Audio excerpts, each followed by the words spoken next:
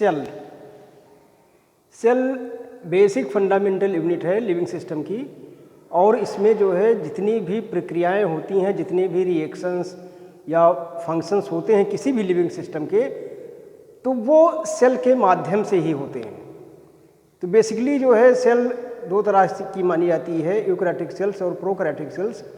Prokaryotic cells बिल्कुल primitive sales है, उतना डेवलप्ड नहीं है जितना कि यूकैरियोटिक सेल्स है, जिसमें कि ऑर्गेनेल्स होते हैं, यानी मेम्ब्रेन बाउंड कंपार्टमेंट्स होते हैं और डिफरेंट फंक्शन में वो पार्टिसिपेट करते हैं। तो सेल की खोज जो है 1665 में रॉबर्ट हुक ने की थी, लेकिन अब जो है जैसे जैसे टेक्नोलॉजी का आविष्कार होता गया उसके बाद सेल के बारे में तमाम जानकारियाँ आती गईं। तो कुछ सेल्स जो है या एसेल्यूलर पार्टिकल्स होते हैं, यानी वो उसमें सेल का कोई ऑर्गेनाइजेशन नहीं होता है, ना मेम्ब्रेन्स होती है, ना सेल वॉल होता है, ना वो सेल जो बेसिक कंपोनेंट है किसी भी लिविंग सिस्टम का उसके रूल को फॉलो करते हैं। तो ऐसे एसेल्यूलर ऑर्गेनिज्म हैं, जैसे प्रियांस है, वायराइड्स हैं और वायरसेज हैं। प्रियांस बहुत रिसेंटली खोजा गया था प्रूसिनर्स द्वारा, और इसको हम कहते हैं इन्फेक्शस पार्टिकल्स, यानी इन्फेक्शस प्रोटीन्स। ये प्रोटीन्स होते हैं generally, but they can cause infection. और स्क्रैपी डिजीज़ या मैड काउ डिजीज़ जो है वो प्रियांस से ही फैलती है। बस ये है कि प्रियांस जो है as a living organism consider नहीं किया गया, नहीं तो central dogma of molecular biology पूरी तरह फेल हो जाता, क्योंकि जिसमें प्रोटीन्स से कुछ नहीं हो सकता, ये थ्योरी फेल हो जाती। मीन्स कि यदि प्रोटीन्स इन्फेक्शन काज कर सकता है या एक ऑर्गेनिज्म से दूसरे ऑर्गेनिज्म में ट्रांसफ़र हो सकता है, उस बीमारी को ट्रांसफ़र कर सकता है, तो इट मीन्स कि प्रोटीन भी जेनेटिक मैसेज को कैरी कर सकता है।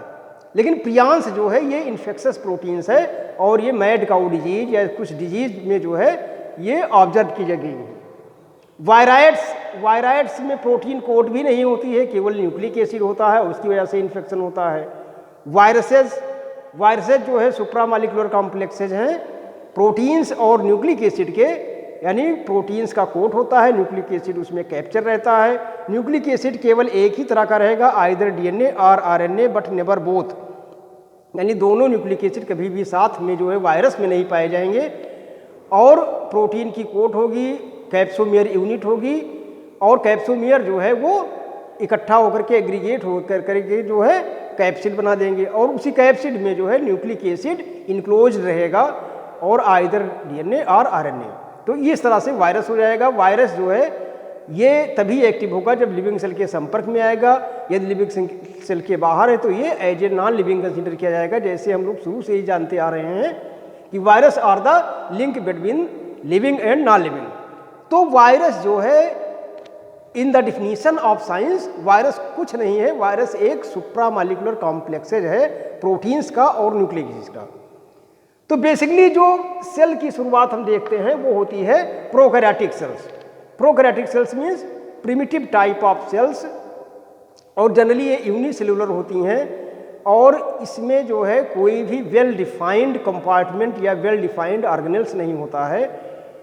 केवल जो है जो भी कुछ होता है वो मेम्ब्रेन बाउंड यानी सेल वॉल के अंदर जो है साइटोप्लाज्म होता है, उसी में इसकी सारी लिविंग एक्टिविटीज जो है चलती हैं। ये एक सेल के ही अंदर होता है, ना कोई सेल कम्युनिकेशन होता है, और ना कोई ऐसे मेम्ब्रेन बाउंड ऑर्गेनेल्स होते हैं जो कि सेल एक्टिविटी को कंट्रोल करें या सेल एक्टिविटी को परफॉर्म करें। तो प्रोकैरियोटिक सेल्स में जनरली हम इंक्लूड करते हैं बैक्टीरिया को और आर्किया को। ये माइक्रोस्कोपिक ऑर्गेनिज्म हैं और यूनिसेल्यूलर होते हैं। इनका साइज जो है वो माइक्रॉन्स में होता है। माइक्रॉन्स में अब जैसे बैक्टीरिया जो है that is the ideal example of prokaryotic cell. इसका साइज जो है बहुत रेंज होता है इसमें, लेकिन जनरली ये 2 to 5 माइक्रॉन के अंदर अधिकतर बैक्टीरिया आ जाते हैं। लेकिन स्मॉलेस्ट हम देखें तो प्लूरोन्यूमोनिया लाइक ऑर्गेनिज्म यानी PPLO जिसको हम प्रोकैरियोटिक सेल में कंसीडर करते हैं, उसका साइज 0.2 माइक्रॉन होता है। तो बैक्टीरिया जो है वो जनरली 2 to 5 माइक्रॉन्स के रेंज में आते हैं, लेकिन कुछ बैक्टीरिया हैं जो इससे भी बड़े हैं। या जैसे हम देखें थायोमार्गरीटा नामीबियंसिस, ये भी एक बैक्टीरिया है, लेकिन इसका साइज जो है बहुत बड़ा है। जितना रेंज बैक्टीरिया का हम बता रहे हैं उससे 100 गुना ज़्यादा है, यानी इसका साइज होता है 750 माइक्रोन। तो इस तरह से जो है थोड़ा डिफरेंस है रेंज में, यानी लेकिन नॉर्मल रेंज जो बैक्टीरिया के साइज की होती है वो होती है 2 to 6 माइक्रोन्स। तो ये जो है बैक्टीरिया का एक्चुअल साइज होता है, कुछ डेविएट होता है वो अलग चीज़ है। अब जो है प्रोकैरियोटिक सेल्स में कोई मेम्ब्रेन बाउंड ऑर्गेनेल्स या कोई स्पेशलाइज्ड ऑर्गेनेल्स नहीं होता है जो एक स्पेशल फंक्शन परफॉर्म करे। तो बेसिकली जो प्रोकैरियोटिक सेल्स है उसके स्ट्रक्चर को हम 2 भाग में बांट देते हैं, यानी वो स्ट्रक्चर जो सेल वॉल के बाहर है और वो स्ट्रक्चर जो सेल वॉल के अंदर है। तो सेल वॉल के बाहर का स्ट्रक्चर यदि हम देखें तो सबसे पहले आता है ग्लाइकोकैलिक्स। ग्लाइकोकैलिक्स ये पॉलीसैकेराइड या पॉलीपेप्टाइड और या दोनों से जो है ये मिलकर बना होता है, और ये आउटर साइड है, इनवेलप के ऊपर होता है, और ये जो है एक्स्ट्रा सेल्यूलर पॉलीसैकेराइड लेयर भी हम इसको कहते हैं। तो ग्लाइकोकैलिक्स जो है ये यदि सेल वॉल से अटैच हो जाता है, कॉम्पैक्टली अटैच्ड होता है और बहुत ऑर्डर वे में रहता है, तब इसको हम कह देते हैं कैप्सूल। इसी स्ट्रक्चर को हम कैप्सूल कह देते हैं। अब यदि डीफॉर्म्ड स्ट्रक्चर हो जाता है तो उसको कहते हैं स्लाइम लेयर। तो कैप्सूल जो है ये एक तरह से हाइड्रोफिलिक स्ट्रक्चर है और बैक्टीरिया को डेसिकेशन से, यानी उसको डिहाइड्रेशन से जो है बैक्टीरिया को बचाता है। इसके अलावा जैसे हमने देखा था ग्रिफिथ ट्रांसफॉर्मेशन एक्सपेरिमेंट में हमने देखा था कि उन्होंने स्ट्रेप्टोकोकस न्यूमोनी बैक्टीरिया को सिलेक्ट किया था। तो उसमें जो है देखा था उसमें 2 स्ट्रेन, आर स्ट्रेन और यस स्ट्रेन। तो आर स्ट्रेन जो है वो रफ स्ट्रेन और यस स्ट्रेन को हम कहते थे स्लाइम स्ट्रेन या स्मूथ स्ट्रेन। तो वो इसी से रिलेटेड था, यानी जिस बैक्टीरिया में स्लाइम लेयर या कैप्सूल होता है तो उससे एक तो फायदा ये होता है कि डेसिकेशन नहीं होता बैक्टीरिया का, दूसरा फायदा ये होता है कि वो जो है इम्यून सेल्स उनको रिकॉग्नाइज नहीं कर पाती, यानी जो फेगोसाइटिक सेल्स हैं उनको वो स्केप कर जाता है और उनकी फेगोसाइटोसिस नहीं हो पाती, इसलिए वो प्रोटेक्ट रहते हैं। तो यस स्ट्रेन जो हमने देखा था उसमें वो यही स्लाइम लेयर से स्ट्रेन था, यानी वो पैथोजेनिसिटी काज कर, यानी बीमारी काज कर सकता था क्योंकि इम्यून सिस्टम से वो स्केप भी हो जाता था। तो इस तरह से जो है ये कैप्सूल जो है ये बैक्टीरिया को डेसिकेशन से बचाता है और एज वेल एज हाइड्रोफिलिक होता है। तीसरी चीज़ जो है ये बैक्टीरिया को इम्यून सिस्टम से स्केप कर देता है, यानी उससे भी बचाता है। फ्लेजला लोकोमोटरी ऑर्गन्स हैं, फ्लेजलिन प्रोटीन से बने होते हैं और ये जो है सेल सरफेस पर होते हैं। मोटाइल बैक्टीरिया, जो मोटाइल बैक्टीरिया होते हैं उनमें ये हेल्प करते हैं। इनमें बेसल बॉडीज, सैफ्ट और ये 3 पार्ट में बने होते हैं। और फ्लेजला जो है इसके डिस्ट्रीब्यूशन के आधार पर भी हम बैक्टीरिया को क्लासीफाई कर देते हैं, जैसे मोनोट्राइकस मीन्स केवल एक फ्लेजला, वो किसी भी साइड में हो। पेरीट्राइकस यानी उसके ऑल ओवर सरफेस पर जो है ये हो, फ्लेजला हो। लोफोट्राइकस यानी एक तरफ जो है बंच फ्लेजला हो, एक तरफ बंच टाइप का फ्लेजला हो, मतलब काफ़ी गुच्छे में हो, केवल एक साइड में। या एम्फीट्राइकस यानी 2 साइड में फ्लेजला हो तो उसको एम्फीट्राइकस कहेंगे। तो फ्लेजला जो है ये फ्लेजलिन प्रोटीन से बने होते हैं और ये लोकोमोटरी ऑर्गन है, बैक्टीरिया के मूवमेंट में हेल्प करते हैं। फिम्ब्री जो है ये एक तरह से स्टिकी टाइप की होती है, वो आउटग्रोथ होता है और ये हेल्प करता है इन द एडिशन या इंटरेक्शन ऑफ द बैक्टीरिया। तो इसीलिए जो बैक्टीरिया कॉलोनी बनाते हैं तो कॉलोनाइजेशन में जो है फिम्ब्री का मेजर रोल होता है। पिलाई जो है ये बैक्टीरिया का सेक्स ऑर्गन है और जो बैक्टीरिया का सेक्सुअल रिप्रोडक्शन होता है वो पिलाई के माध्यम से ही होता है। इसी वजह से ही कॉन्जुगेशन ट्यूब बनती है during the process of conjugation, और उस कॉन्जुगेशन ट्यूब के थ्रू जो है जेनेटिक मटेरियल एक बैक्टीरिया से दूसरे बैक्टीरिया में ट्रांसफर होता है। तो pili play an important role in the sexual reproduction और conjugation of the bacteria. Cell membrane, cell wall.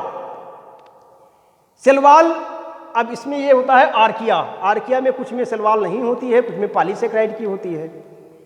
लेकिन बैक्टीरिया में सेल वॉल जो है वो पेप्टाइडोग्लाइकान की होती है।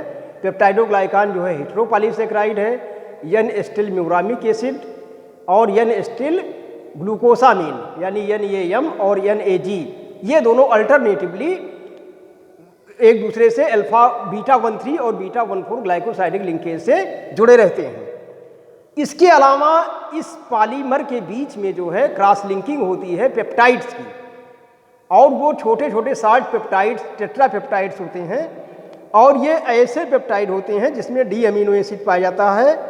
इन नेचर हमेशा जो है एल अमीनो एसिड ही पाया जाएगा, लेकिन यदि बैक्टीरिया के पेप्टाइडोग्लाइकान की लेयर को जो क्रॉस लिंक बनाता है उसको जो है उसमें डी अमीनो एसिड यानी डी एलेनिन पाया जाता है, और ये जो है पेप्टाइडोग्लाइकान की स्ट्रक्चर को और कॉम्पैक्ट या और मैकेनिकल स्ट्रेंथ प्रोवाइड करता है या और मजबूत बनाता है। तो सेल वॉल जो है ये आउटर लेयर है, और जो है जो ग्राम पॉजिटिव बैक्टीरिया होते हैं उनकी सेल वॉल ज़्यादा थिक होती है in comparison to the gram negative bacteria, क्योंकि उनमें पेप्टाइडोग्लाइकान की मात्रा ज़्यादा होती है। उसमें टिकोइक एसिड भी होता है जो कि ग्राम नेगेटिव बैक्टीरिया में नहीं पाया जाता है। ग्राम नेगेटिव बैक्टीरिया में कभी कभी देखा गया है कि पेरिप्लाज्मिक स्पेस भी होता है। तो ग्राम नेगेटिव बैक्टीरिया में जो है जो सेल वॉल है ये ग्राम पॉजिटिव में ज़्यादा मोटी होती है और ग्राम नेगेटिव में कम मोटी होती है, लेकिन ग्राम नेगेटिव की सेल वॉल जो है ज़्यादा कॉम्प्लेक्स होती है। उसके ऊपर आउटर मेम्ब्रेन भी पाया जाता है जो कि cell wall of the gram positive bacteria में नहीं पाया जाता है। तो इस तरह से जो है इसका बेसिक स्ट्रक्चर, उसमें पेप्टाइडोग्लाइकान ही जो है वो मेन कंपोनेंट है बैक्टीरियल सेल वॉल का। सेल मेम्ब्रेन, जैसा कि जितनी भी लिविंग सिस्टम की सेल मेम्ब्रेन होती है सब लाइपोप्रोटीन्स की बनी होती हैं, लिपिड बाइलेयर होता है, और फ्लूइड मोज़ेक मॉडल यानी फ्लूइड मोज़ेक मॉडल जो सिंगर एंड निकोलसन ने दिया था उसको ये फॉलो करते हैं। यानी ये प्रोटीन, कार्बोहाइड्रेट और लिपिड तीनों से बने होते हैं। सेल मेम्ब्रेन जो बैक्टीरिया की होती है ये एनर्जी ट्रांसड्यूसिंग मेम्ब्रेन भी होती है, मीन्स कि जितनी एनर्जी प्रोड्यूसिंग रिएक्शंस होती है वो भी इस पर हो सकती है, जो कि चूँकि इसमें कोई ऐसा स्पेशल ऑर्गेनल्स है नहीं फॉर द एनर्जी मेटाबॉलिज्म, जैसे यूकैरियोटिक सेल्स में माइटोकॉन्ड्रिया है, तो उस तरह का कोई स्पेशल ऑर्गन नहीं होता इसमें। तो इसलिए जो है अधिकतर प्रोसेस इसकी सेल मेम्ब्रेन पर होती है। मीजोसोम्स वही है, यानी सेल मेम्ब्रेन की फोल्डिंग। सेल मेम्ब्रेन जो है ये जगह जगह पर एक रेगुलर फोल्डिंग बना देती है जिसको हम मीजोसोम्स कहते हैं, और ये एक तरह से सेल मेम्ब्रेन के सरफेस को बढ़ा देती है, यानी फोल्डिंग होकर के उसके सेल सरफेस की एरिया बढ़ जाती है। और मीजोसोम्स जो है ये सेल वॉल फॉर्मेशन है या रिप्लिकेशन है, या कुछ बैक्टीरिया में जैसे नोस्टॉक्स या इस तरह के बैक्टीरिया में ये देखा गया कि ये जो है रिस्पायरेशन रेट बढ़ा रहता है यदि उसमें मीजोसोम्स ज़्यादा हैं। तो इट मीन्स कि कुछ रिस्पायरेटरी सिस्टम या मेटाबॉलिक प्रोसेस में भी इसका रोल होता है। तो लेकिन दो रोल इसके क्लियर हैं, सेल वॉल फॉर्मेशन और रिप्लिकेशन यानी डीएनए की सिंथेसिस। राइबोसोम्स इसके जो है साइटोप्लाज्म में ही पड़े रहते हैं।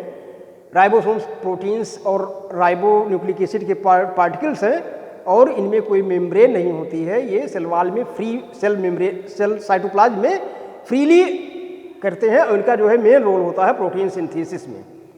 प्रोटीन सिंथेसिस में राइबोसोम एग्रीगेट हो जाते हैं और पॉलीराइबोसोम्स या पॉलीसोम्स बनाते हैं, जिससे कि प्रोटीन सिंथेसिस ज़्यादा इफिशियंसी से हो सके। इंक्लूजन बॉडीज ये स्टोरेज ग्रेन्यूल्स हैं। कुछ इंक्लूजन बॉडीज मेम्ब्रेन बाउंड होती हैं, कुछ मेम्ब्रेन बाउंड नहीं होती हैं। जो मेम्ब्रेन बाउंड नहीं होती हैं जैसे फास्फेट ग्रेन्यूल्स जो स्टोर करती हैं वॉल्यूटिन, या कुछ ग्लाइकोजन को स्टोर करती हैं। तो इस तरह के इंक्लूजन बॉडी जो है मेम्ब्रेन बाउंड नहीं होते हैं, लेकिन कुछ जो है इंक्लूजन बॉडी मेम्ब्रेन बाउंड होते हैं, जैसे क्लोरोसोम्स है, कार्बोक्सीसोम्स है, मैग्नीटोसोम्स है। कार्बोक्सीसोम्स जो है ये जो है एक तरह से गैस वैक्यूल बनाता है, जिससे बैक्टीरिया जो है अपना फ्लोटिंग या इसमें वाटर में आराम से रह सकता है। मैग्नीटोसोम्स कुछ बैक्टीरिया में जो है मैग्नेट पाए जाते हैं और ये इनकी ट्विडलिंग में या मूवमेंट में हेल्प करते हैं। न्यूक्लियोइड बैक्टीरिया में जो न्यूक्लियोइड रीजन होता है वहाँ पर एक ही क्रोमोसोम, जिसको हम कह सकते हैं यानी single double stranded circular DNA, केवल एक जो है वो न्यूक्लियोइड रीजन में रहता है। कुछ प्रोटीन्स इसके ऑर्गेनाइजेशन में हेल्प करती हैं, लेकिन कोई स्पेसिफिक ऑर्गेनेल्स इसके लिए नहीं होता है और वो वहाँ पर डेंसिटी के आधार पर रुका रहता है केवल, यानी वो स्टेबलाइज रहता है। कुछ प्रोटीन्स उसको स्टेबलाइज करती हैं और सुपर क्वाइल्ड स्टेट में रहता है, यानी फोल्डेड स्टेट में वहाँ पर वो रहता है। रिसेंटली रिसर्च में देखा गया कि विब्रियो कॉलरी, जिससे कॉलरा होता है, उसमें एक से ज़्यादा भी क्रोमोसोम या एक से ज़्यादा डीएनए भी देखे गए हैं। सबसे बेसिक स्ट्रक्चर या सबसे इम्पॉर्टेंट स्ट्रक्चर जो कुछ बैक्टीरिया बनाते हैं वो है एंडोस्पोर। एंडोस्पोर जो है साइंस का सबसे स्ट्रांग स्ट्रक्चर माना जाता है और तमाम बैक्टीरिया ऐसे ऑब्टेंड किए गए हैं जो हजारों साल पुराने हैं। तो ये एक तरह से बैक्टीरिया जब एडवर्स कंडीशन को एक्सपोज करता है या एडवर्स कंडीशन उसके साथ आई है जिसमें वो सर्वाइव नहीं कर सकता, तो वेजिटेटिव सेल्स जो है वो कन्वर्ट हो जाती है स्पोर में और वो बनाती है फिर एंडोस्पोर। थर्मोएक्टिनोमाइसिटीज वल्गेरिस जो है एक बैक्टीरियल एंडोस्पोर जो है 7,500 साल पुराना मिला। तो इट मीन्स कि ये बहुत स्ट्रांग स्ट्रक्चर होती है और ये मल्टी लेयर्ड होती है, यानी बैक्टीरिया को जब स्पोरुलेशन करना होता है, एंडोस्पोर बनाना होता है, तो उसमें कई लेयर के केमिकल सिक्रीट होते हैं और उसके अंदर ही वेजिटेटिव सेल्स रहती है। जब कभी भी फेवरेबल कंडीशन आएगी तो वो जो है बैक्टीरिया वेजिटेटिव सेल्स उसमें फिर एक्टिव हो जाती है। मल्टी लेयर में एक्जोस्पोरियम है, स्पोर कोट है, कार्टेक्स है, तो प्रोटोप्लास्ट है, ये सारे स्ट्रक्चर जो है उसके सेल वॉल के ऊपर बन जाते हैं, यानी वेजिटेटिव सेल के ऊपर बन जाएंगे। और ये मल्टी लेयर इसमें कुछ कंपाउंड्स स्पेशली होते हैं, जैसे डिप्कोलिनिक एसिड है, तो ये हीट रेजिस्टेंस का काम करता है। तो इस तरह से जो है एंडोस्पोर के अंदर जो है बैक्टीरिया जीवित रहता है और वो हजारों साल तक जीवित रह सकता है। तो इट मीन्स कि प्रोकैरियोटिक सेल्स जो है ये प्रिमिटिव सेल्स है और इसी से जो है यूकैरियोटिक सेल्स का इवोल्यूशन हुआ है। यानी ये सबसे पहले इवोल्यूशन के दौरान या ओरिजिन ऑफ लाइफ में सबसे पहले प्रोकैरियोटिक सेल्स ही बनी और इसमें कोई वेल डेवलप्ड ऑर्गेनेल्स या वेल डेवलप्ड न्यूक्लियस जो कंट्रोल करता है सेल की एक्टिविटी को वो नहीं होता है। लेकिन लिविंग सिस्टम की सारी एक्टिविटीज़ जो यूकैरियोटिक सेल्स में होती है वही इसमें होती है, भले ही इसमें कोई स्पेशल ऑर्गन्स या मल्टी सेल्यूलर कम्युनिकेशन, सेल का कम्युनिकेशन ना हो। यानी सारी एक्टिविटीज़ इसमें एक सेल के अंदर होती है। यानी वास्तव में देखा जाए तो बेसिक फंडामेंटल यूनिट जो डिफिनीशन दी गई है सेल की, वो प्रोकैरियोटिक सेल पर अच्छी तरीके से लागू होती है।